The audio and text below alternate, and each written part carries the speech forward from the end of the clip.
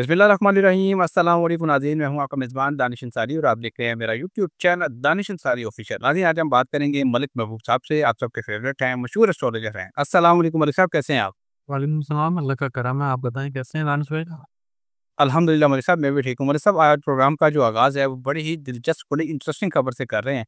India के army chief ने बाकायदा ये ऐलान कर दिया है, उन्होंने एक प्रेस कॉन्फ्रेंस की, उन्होंने कहा है कि अब जो पाकिस्तान के साथ जंग होगी वो 4 या 5 साल चलेगी, अगर जंग होती है। उन्होंने ये भी कहा है कि हमने जो ऑपरेशन सिंदूर किया पाकिस्तान के खिलाफ, वो तो सिर्फ एक ट्रेलर, एक झलक था।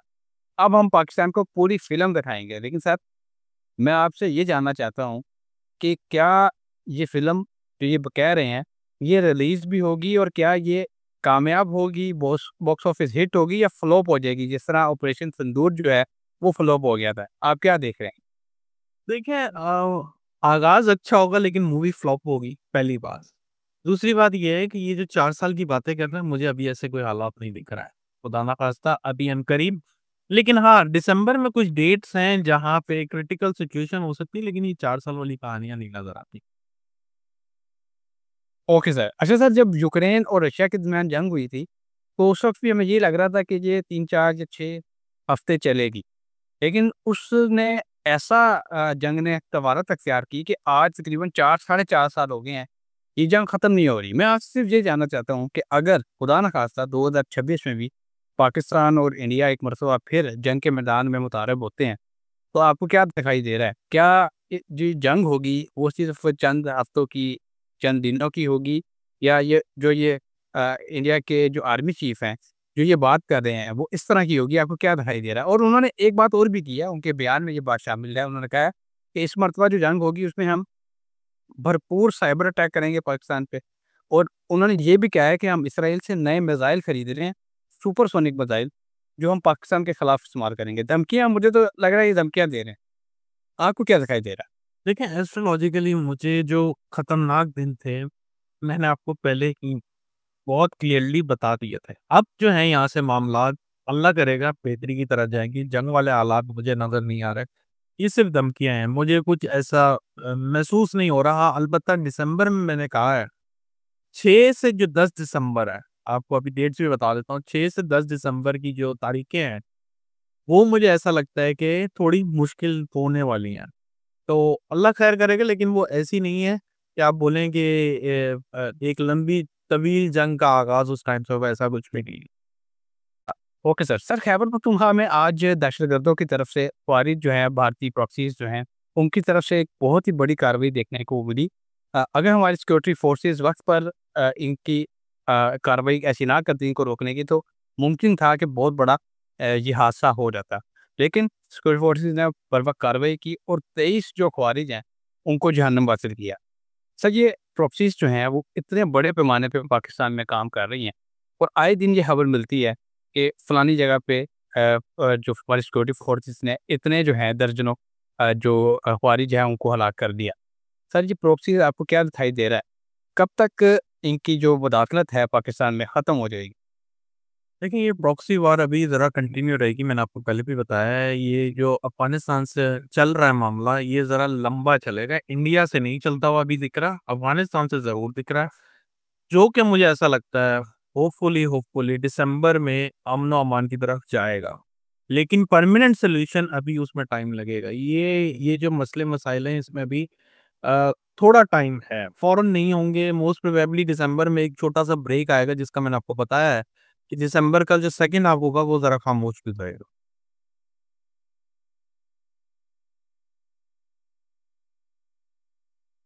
आवाज़ नहीं आ रही है आपकी, आवाज़ बंद है। Okay.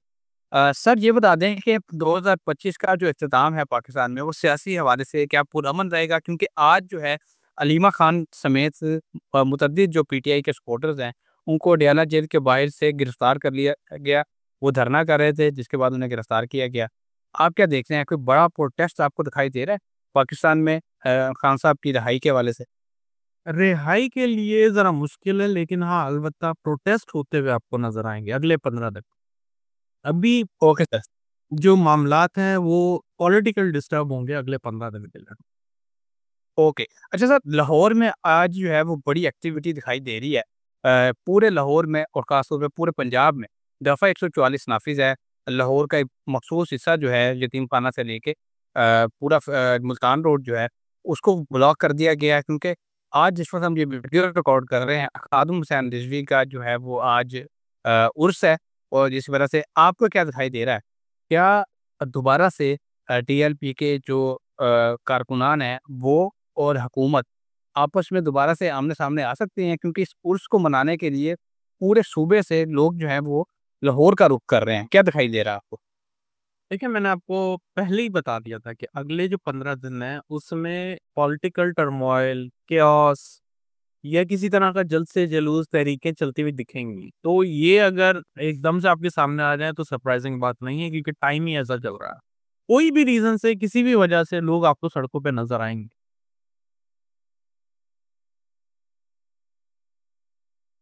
Okay. Sir, international situation के हवाले से आपसे मैं क्वेश्चन कर लूँ, बड़ा इंपॉर्टेंट क्वेश्चन है। जो सऊदी अरब के वली-ए-अहद हैं, वो पहुँच चुके हैं अमेरिका में। उनका बड़ा पुरतपाक इस्तकबाल किया डोनाल्ड ट्रंप ने, और उन्होंने ऐलान किया सऊदी वली-ए-अहद ने कि वो $1 ट्रिलियन जो है वो इन्वेस्टमेंट करने जा रहे हैं अमेरिका में, और अमेरिका ने भी कह दिया है कि हम F-35 जो फाइटर जेट्स हैं, वो हम सऊदी अरब के हवाले करने जा रहे हैं। सर, आज जो सबसे बड़ी जो पेशरफ देखने को मिली वो ये थी कि सऊदी वली-अहद ने ऐलान किया कि वो इब्राहिम अकॉर्ड में हिस्सा बनने जा रहे हैं इसका, जिसके तहत वो फ़लस्तीन को एज़ अ स्टेट भी एक्सेप्ट कर लेंगे, इसराइल को एज़ अ स्टेट भी एक्सेप्ट कर लेंगे। आप क्या देख रहे हैं? सऊदी अरब ने जो ये फैसला किया है, इसके उन्हें अच्छे असरात मिलेंगे इन फ्यूचर, या इसका नुकसान मुसलमानों को खुदा ना खासा हो सकता है? ये भी काइंडली बता दें।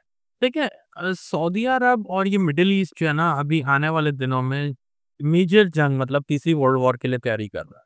और इसी वजह से इन्होंने ये सारी चीज़ें की हैं।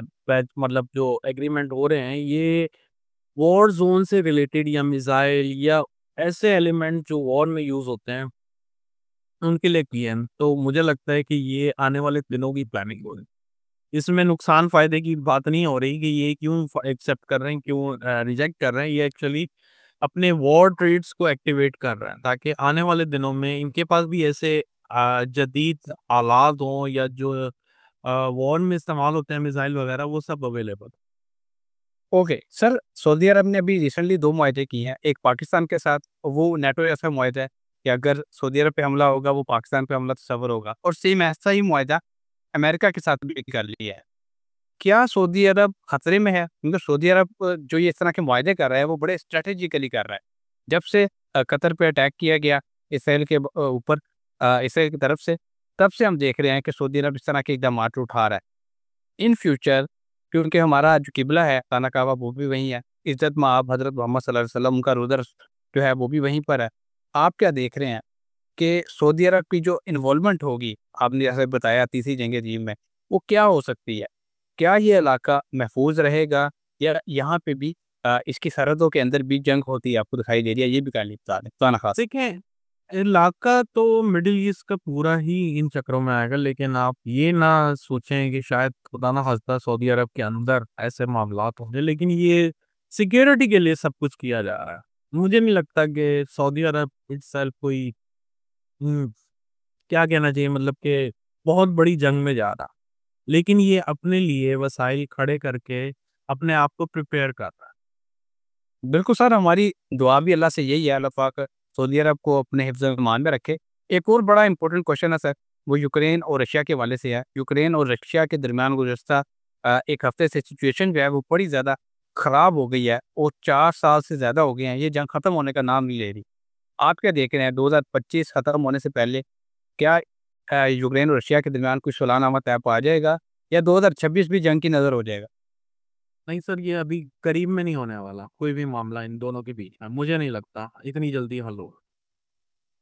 ओके, अगर ये हल नहीं होता तो यूरोप का आप क्या देख रहे हैं? यूरोप के हवाले से प्रेडिक्शन कर दें, क्या यूरोप जो है 2026 में महफूज़ रहेगा? क्योंकि बाबा वंगा के हवाले से हमने एक सीरीज़ शुरू की थी, उन्होंने एक प्रेडिक्शन कर रखी है कि यूरोप का ज़वाल जो है वो 2026 से शुरू हो जाएगा, वहाँ बहुत ज़्यादा तबाही होगी। ज़लज़ले व आफ़ात के हवाले से भी उन्होंने बताया। जी, मुझे जंगों के हवाले से तो नहीं लगता, लेकिन मुझे कुदरती आफ़ात के लिहाज़ से लगता है कि वो ज़रा क्रिटिकल सेंसिटिव ज़ोन में आता है यूरोप। ठीक है। अच्छा सर, फाइनेंशियल मार्केट के हवाले से मैं जानना चाहता हूँ मार्केट आपको क्या दिखाई दे रही है क्रिप्टो के हवाले से, गोल्ड के हवाले से, सिल्वर के हवाले से बता दें कि सिचुएशन क्या रहने वाली है अगले वीक? देखिए, अगले वीक का तो नहीं, वो वीकली मेरी सब्सक्रिप्शन होती है, वहाँ पे मैं प्राइवेट अपने उसके अंदर ग्रुप में सबको देता हूँ। लेकिन आपको कल के और परसों के बारे में बता देता हूँ कि गोल्ड जो है नॉर्मली अब अपसाइड मूव करने वाला है 2 दिनों के लिए। तो बॉटम पे उसको बाय किया जाए, इंडेक्सेस भी इसी तरह से होंगे और क्रिप्टो भी जो बॉटम हो चुका हुआ है, इनको बाय करने का अच्छा चांस है। लेकिन बहुत केयरफुल, क्योंकि कल जो है मून स्कॉर्पियो होगा तो उसमें डिस्टर्बेंस होती है अक्सर। बहुत शुक्रिया सर। नादीन, जो आप अपने क्वेश्चंस करना चाहते हैं कमेंट बॉक्स में पूछ सकते हैं।